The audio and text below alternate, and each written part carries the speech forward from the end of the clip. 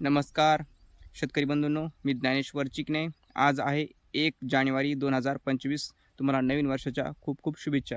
तर हा माझा शेतकरी बंधूंनो ऊस आहे आणि ऊसामध्ये आंतरपीक हे गव्हाचं घेतलेलं आहे. तर आपले बरेच शेतकरीसुद्धा आंतरपीक घेतात. ऊसामध्ये असेल त्या आंतरपिकामध्ये पिकाचा कालावधी आणि उंची तितकीच महत्त्वाची आणि त्याचप्रमाणे जे आंतरपीक आपण घेतो त्याची दिशासुद्धा महत्त्वाची. दिशा कोणत्या दिशेला लावायचं ते सुद्धा तितकंच महत्त्वाचं आहे. नुसतं कालावधी आणि त्याच्यामध्ये जर आंतरपिकामध्ये आपण कालावधी निवडताना त्याची उंचीसुद्धा निवडणंसुद्धा महत्त्वाचं आहे.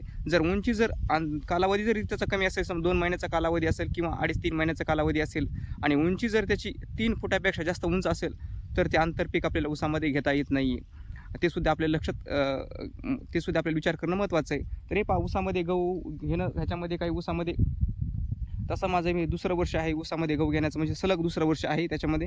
आणि ह्याच्यामध्ये कुठंही हे म्हणजे ऊसामध्ये ॲव्हरेज रक्कम येत नाही. त्याच्यामध्ये एक आपल्याला हे करावं लागतं त्याच्यामध्ये आपल्याला, की ऊस लावल्यापासून आंतरपीक केव्हा घ्यायचं आणि उंची त्याची किती हे सुद्धा आपल्याला त्याचं विश्लेषण करावं लागतं. तर पहा, हे ऊस लावलेला मी ऊस लावल्यापासून गहू हा एका महिन्याने लावलेला आहे पहा. आणि ऊसाची जी सरी आहे ही दक्षिण उत्तर सरी आहे. तुम्हाला सांगतो सर, प्रत्यक्ष परफेक्ट पूर्ण सांगणार आहे. त्याच्यामध्ये ही दक्षिण उत्तर सरी आहे. त्याच्यामध्ये 4 फुटाची सरी आहे ही. आणि 4 फुटाच्या सरीमध्ये काय केलेलं आहे, मी ऊस लावल्यापासून एका महिन्याने मी गहू लावला. जर ऊस लावल्या जर गहू जर लावला असता तर ऊसाला हा ऊसाला ऊस जे आहे तो उशिरा उगवतो त्यामध्ये. आणि थंडीमुळे काय होतं, जवळपास ऊसाला पूर्णतः चांगला उगवायसाठी 1 महिनासुद्धा कालावधी लागतो. पण एका महिन्यामध्ये गहू जे आहे तो पाहू शकतो मी. हा गहू 25-30 दिवसाचा गहू आहे, एका महिन्याचा गहू आहे आणि जवळपास ऊसाला आता 2 महिने झालेले आहेत. तर ह्या गव्हाचा आणि ऊसा जर त्याच वेळेस जर ऊसाबरोबर जर गहू जर लावला असता मी, तर आज गहू जे आहे तर गहू इथं झाला असता, म्हणजे ह्याच्यापेक्षा दुप्पट. आता गव्हाची उंची जवळपास ही 1 फुटापर्यंत आहे.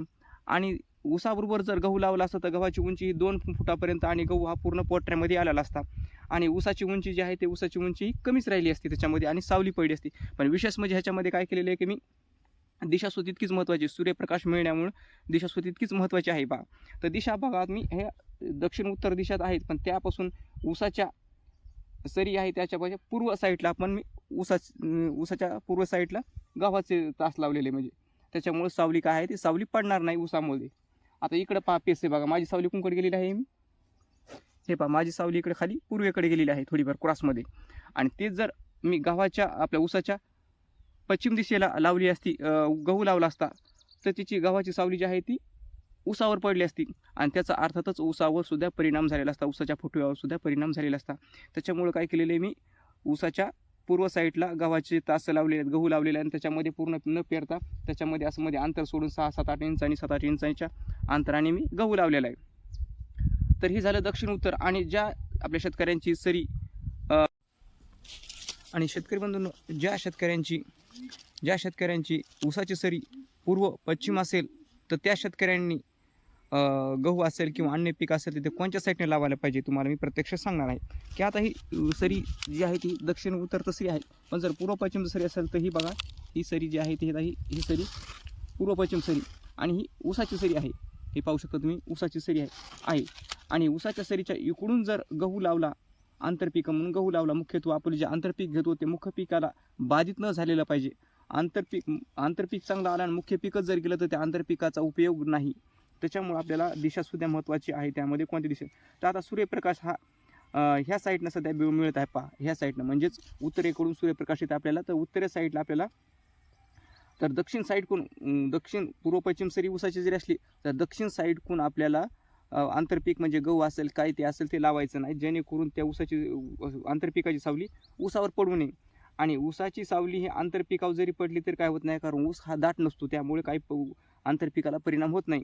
तर आंतरपीक जे आहे ते आंतरपीक हे नेहमी पूर्व पश्चिम जर सरी असेल तर आंतरपीक हे जे आहे ते कुठलंही आंतरपीक असो ते सरासरी गव्हासारखं जर आंतरपीक असेल तर ते उत्तरेकडून लावायचं. म्हणजे उत्तरेकडून लावल्याच्या नंतर त्याचा पेस जो असतो तो आपला हा काळी जमीन आहे, इकडचं 4 फुटाची सरी असते ते ह्या काळ्या रानामध्ये त्याची सावली पडते आणि ते ऊसाला सुद्धा बाधित होत नाही, हे तुम्ही लक्षात धरा.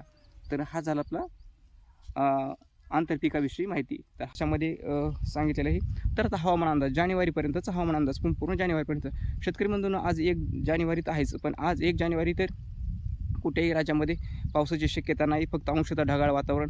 नाशिक जिल्ह्यामध्ये नाशिक, मुंबई ह्या भागामध्ये थोडेफार प्रमाणामध्ये ते 2-3 तासाकरता 1-2 तासाकरता ढगाळ वातावरण व दक्षिण महाराष्ट्रामध्ये लातूर, धाराशिव या भागामध्ये होते. तर या पुढे सुद्धा म्हणजे जे 2-3 तास ढगाळ वातावरण होते ते सुद्धा आता 2-3 तास ढगाळ वातावरण राहणार नाही पुढे, म्हणजेच 2-3 जानेवारीला.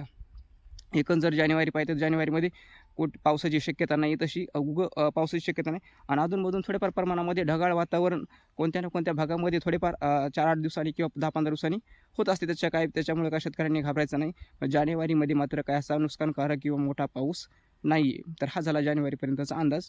तर आपला हा व्हिडिओ कसा वाटला कमेंट करून सांगा. धन्यवाद.